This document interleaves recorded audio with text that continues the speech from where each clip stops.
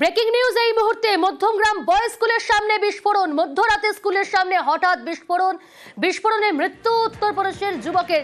বিস্ফোরণের মুহূর্তের ছবি আপনাদের দেখাবো, সিসি ক্যামেরার ফুটেজ দেখাচ্ছি আপনাদের, ঘটনার মুহূর্তের ভিডিও। স্কুলের সামনে বিস্ফোরণ, আচমকা বিস্ফোরণ, সাদা ধোঁয়ায় চারিদিকটা ঢেকে গেল। দেখাচ্ছি সেই ঘটনার মুহূর্তের ভিডিও,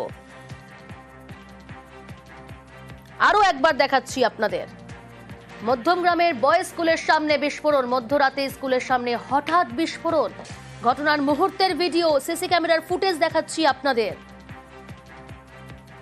জিয়াউল রয়েছে আমার সঙ্গে।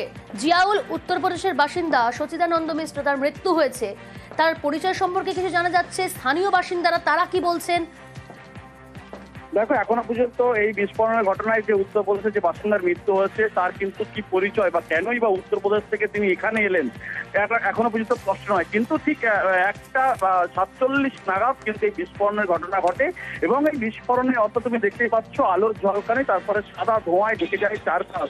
তারপরে কিন্তু সেখান থেকে একটি বাইকে দুজন বেরিয়ে যাচ্ছে।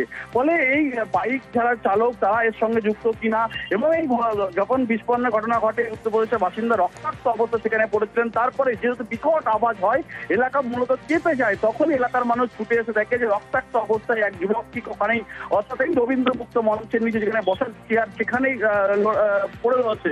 তারপরে পুলিশ তাকে উদ্ধার করে বারাত হাসপাতাল, পরবর্তীকালে তার মৃত্যু হয়। কিন্তু এই উত্তরপ্রদেশের বাসিন্দা এখানে কেন তিনি এলেন এবং কেন বিস্ফোরণের ঘটনা ঘটলো এবং এই বিস্ফোরণের ঘটনার সঙ্গে এই যুবকের কি সম্পর্ক, সবটাই তদন্ত করে দেখছে পুলিশ। ইতিমধ্যে একাধিক সিসিটিভি ফুটেজ সেগুলো কিন্তু নজর রেখেছে পুলিশ। ফলে এখনো পর্যন্ত স্পষ্ট নয় এই যুবক তার কাছে কি ধরনের বোমা ছিল বা কেন বিস্ফোরণ হয়েছে।